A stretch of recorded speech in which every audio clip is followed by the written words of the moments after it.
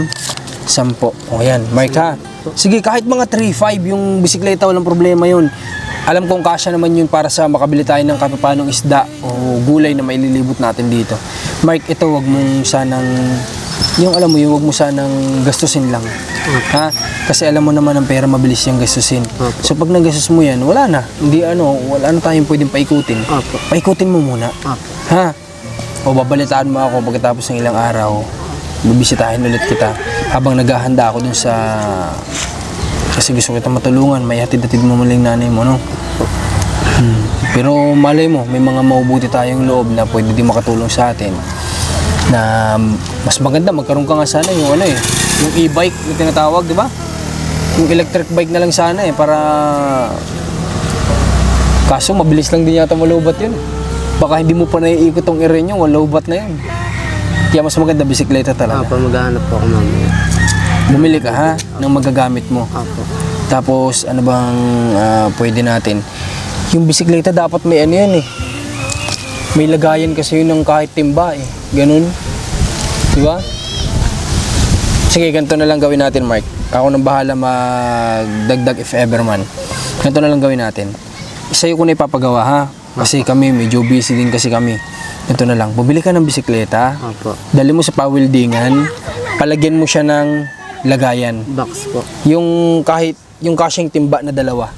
Sige po. Ha? Opo. Tapos kung magkano matira, dadagdagan ko na lang para sa pambili mo ng ititinda. Opo. Ganun lang gawin natin, ha? Siguraduhin mo na magagawa mo, ha? Opo. Bili ka ng bisikleta, punta ka sa sentro ng San Pablo, hanap ka ng medyo okay, dali mo sa pawildingan mo lang siya ng bilog lang na bakal, nasasalo sa timba, tigabila, okay na yun. Ha? Opo. O, Hindi ikaw- ko po sasayangin yung tiwala niyo sa akin. Salamat, Mark. At anong gusto mo sabihin sa sponsor natin? Maraming salamat po sa tumulong sa akin sa sponsor. Salamat po. Salamat ng Marami po kayong natulungan. matulungan pa, nakagaya mo, ano? So alam ko sa tumulong nito kay Mark, sa tinagal-tagal din ng panahon na ginagawa daw nila itong pagtulong, alam kong ibibless pa kay ni God kasi may mga kagaya ni Mark na nababago kayo ng buhay. So salamat din kasi ginawa nyo kaming daluyan ng pagpapala nyo para sa mga kababayan natin. At si Mark, nakita ko naman na deserve din naman niya ng tulong. Kumikilos yung bata eh. Hindi naman siya tambay sa bahay. Kita nyo, nadat na namin dito, nagtatabas para lang kumita ng pera, para may pambili sila ng bigas. Hindi naman nagtatambay eh. Kumikilos pa rin. So sige, yun na muna ang unang kailangan mong gawin, ha? Opo. Tapos, pagbalik ko, balitaan mo ako. Pag hindi po nakahanap ng mga bukas. Walang problema kasi hapon na din eh. Apo. Bukas na lang. Apo. Hanap ka, ha? Opo. Sige, pag sikapan natin na madire-diretso mo tong ano na to, itong pagtitinda mo. Sabi mo, marunong ka naman magkwenta. Alam mo, kaya mo yan. Sige, ano bang plano mo? Isda o gulay? Pwedeng pagsamahin yan eh. Pero para sa akin, maganda din talaga sana isda. Pero siya ang Isda po masusunod. muna. Isda po muna. At wala naman po naglaloko dito ng isda. Wala talaga. Wala po. Kasi guys, ito, area na to na papasok. May mga kabahayan din naman eh. Hindi naman totally, alam mo yun, na bakante. Marami ding kabahayan, kaya marami ding pwedeng bumili. Doon ba? May hitaan pa ba papunta doon? Di ba ito yung papunta sa inyo? Tapos may mga kabahayan pa doon. Meron pa po. Pagdating ng time na mapalago mo yun, pati yun, pwede mo nang pasukin. Opo. Di ba? Pero mag-iingat ka. Ha? Alam mo naman ang panahon ngayon. Mag-ingat ka, mag-pray ka lang lagi. Sa pag lalabas ka, mag-pray ka lang. Okay, so ano pa bang pwede namin maitulong sa'yo? Sa ngayon, dyan muna ikaw Sapat na po to. Diyan na muna mag-focus, ano? Sige guys, gano'n lang gagawin namin ng team. Pauna natin sa kanya. Sa kanya na, para mas ma-feel niya na kung paano siya nagsimula. Di ba? Bumili ng bisikleta. Para pagdating ng araw, may nagtanong sa kanya. Pag sakali, masenso si Mark dahil sa pag-iisda, tatanungin ng isang tao, paano ako nagsimula? Bumili lang ako ng bisikleta. Pinilagyan ko ng ganito. Nilagyan ko ng timba. Di ba? At least meron siyang maikikwento na maganda. Kesa tayo yung magpo-provide ng lahat ng isusubo na lang natin, mas maganda pa rin na alam ng tao kung paano siya naghihirap para alam niya yung worth ng, yung value ng pera na kinikita niya kapag ramdam niya yung pinaghihirapan niya sa bawat sintimo na yun, di ba? Mark? Opo. Okay, so ganoon ang gagawin natin. Balitaan mo na lang kami. O itong misis mo, sabi mo gusto niya magtrabaho. Opo. Dito ba sa sentro wala ba siyang pwedeng mapasukan? Hindi po talaga makakapasok na sa ako at wala pong ID. Hindi, pwede naman tayo pwede tayong humanap ng ibigay nung ate. Hindi, pwede tayong humanap ng ng mapapasukan niya na ang kailangan lang police clearance. Ayun po. Di ba? Opo. Pwede naman 'yun. Para dalawa sana kayong kumikilos, Mark. Opo. Hindi lang isa. Pero kung ikaw tatanungin, pahig ka magtrabaho siya. Hindi. Bakit? Dito na lang po sa amin. Para Bakit? hindi rin siya mahirapan ng ayos. Bakit? Bakit? Kasi po, pag uwi niyang sa bahay, may lalaban sa amin, damit namin. Di doble-doble po ang kanyang trabaho. Di doon na lang po sa bahay namin para po isang trabaho niya. Kahit wala pong problema sa akin, kahit siya hindi magtitilos. Ako na lang po. Kasi po lalaki po ako. Okay. So, siyempre, nirespeto naman natin yung decision ni Mark. Pero para sa akin kasi sa panahon ngayon, hindi na din kasi uso na lalaki lang ang kumikilos, lalo na sa depende sa sitwasyon. Kaya nga para sa akin kasi Mark, bakit tinawag na partner, di ba? Partner, so magkatulong. Di ba? So, pwede kayong magtulungan sana para mas mapagaan ninyo yung buhay ninyo. Yung kinikita nyo dalawa, pag pinagsama nyo, marami na yun. Kapag ka uuwi, kapag ka may free time at hindi masyadong pagod, tsaka maglaba. May motor po akong alam na pinagbebenta. 10,000 po. Ayos pa yun. Ayos. Baka naman wala ng rehistro yun. Yan nga po ang inaano ko. Kasi mahirap din kapag ka illegal. Oo nga po. Maganda pa rin pag legal. Bike na mo. Maganda sana talaga yun. Maganda sana ang motorsiklo. Kaso nga lang, babawas ka pa sa kikitain mo sa panggagas mo dun. Ayaw nga po, mahal pa. Pero tingnan natin, pag-pray lang natin, Sige ang bahala kung ano yung plano niya para sa'yo. No? Kung may plano siyang mas better, di darating naman yan. Basta nandito kami para umalalay, ha? Kung ano ang kukulang dyan, kung ano man ang magiging kakulangan, ako nang bahala magdagdag, ha? Apo. Pero ngayon, unahin mo na muna yan. Apo. Ha? Apo. Tsaka ako dagdagan kapag ka nakita ko kung ano na yung napagawa mo. Hindi ko po sasayangin itong Sige. binigay sa... Salamat, Mark. So, paano ngayon? Uuwi na ba kayo? Apo. Diretso uwi na? O sige. Salamat, Mark, ha? Natagpuan kita dito na naggagamas. Sa balitaan ko kasi, sabi si Mark po, pag pupuntahan nyo, nandun po siya naggagamas. Kaya sabi ko, tingnan natin si Mark kung baka tapos na o sakto, pauwi ka na. Kamusta mo ako sa mama at papa mo, ha? Apo. Sa mga kapatid mo, ha? O ingat, congrats sa'yo. Salamat. Okay, sige. Punta na din kami, ha? Okay na po kayo. Sige.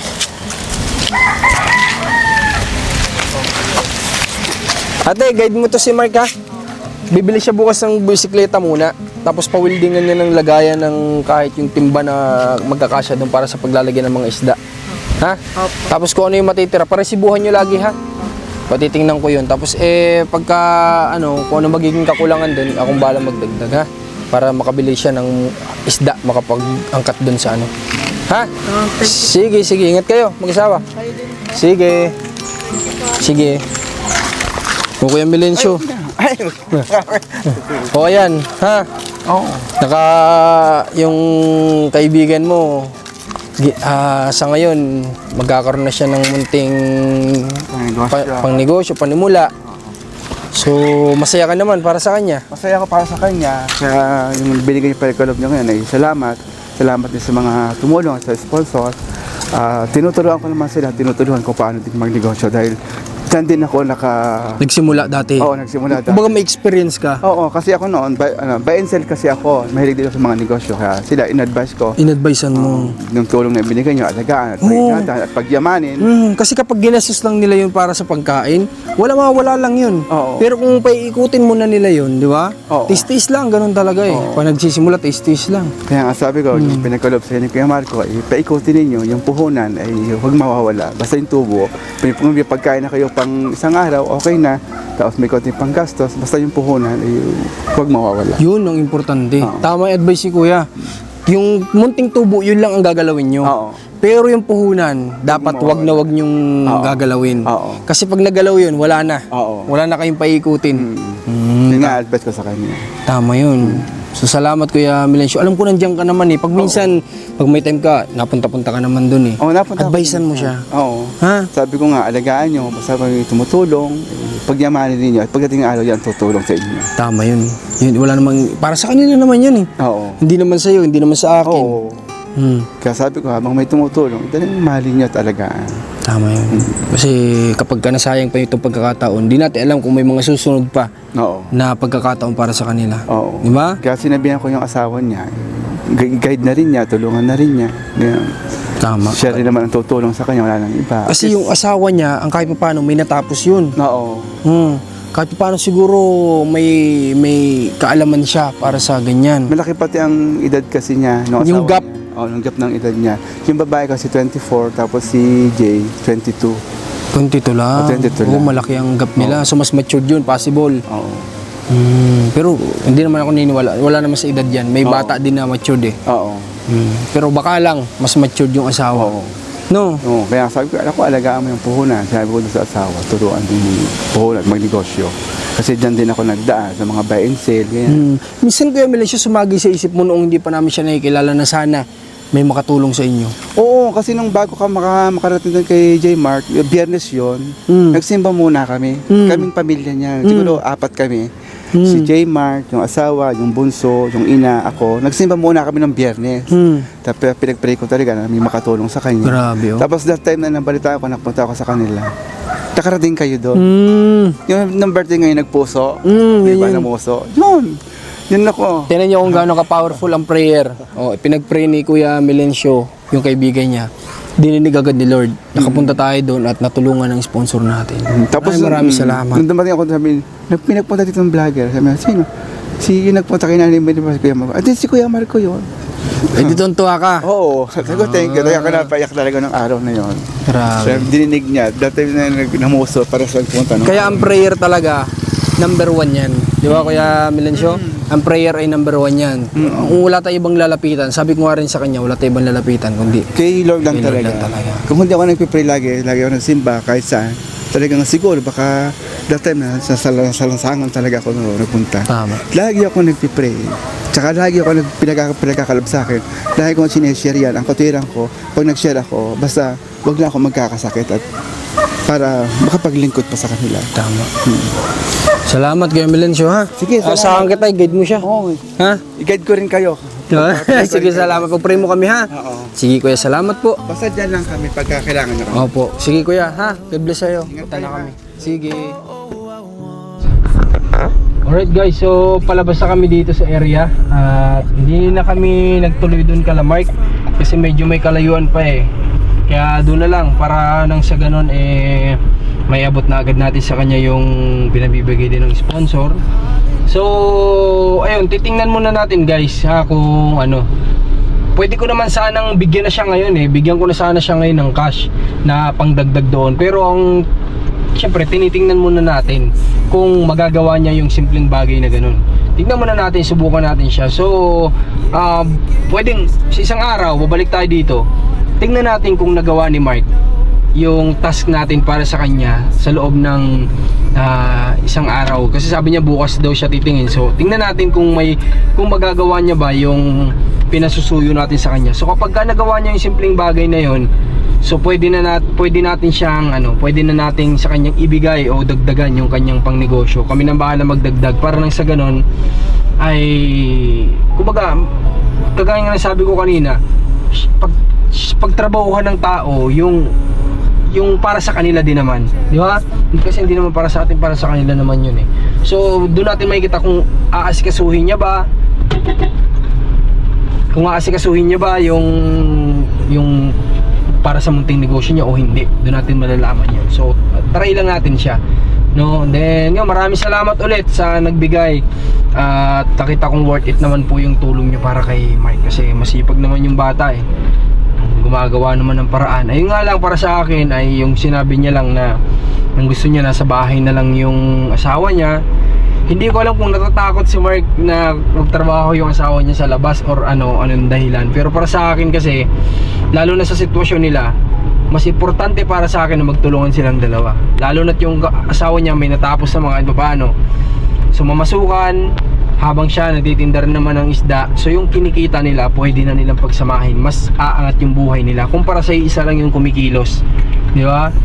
So para sa akin lang yun. Pero syempre, buhay niya yun eh. Hanggang advice lang naman tayo. Siya pa rin na magdidesisyon sa buhay niya. So yung sana maisipan niya pagdating ng araw na kailangan magtulungan silang dalawa dahil ganun yung sitwasyon ng buhay niya. Okay? So salamat ulit sa sponsor. God bless po sa inyo lahat. At i-follow nyo at i-subscribe yung mga platform natin. At sana marami pa kami magawang video sa araw-araw. Mag-subscribe ka na kung di ka pa nakasubscribe. Ingat po. Be near you, I hear angels from above. They sing hallelujah. They sing hallelujah.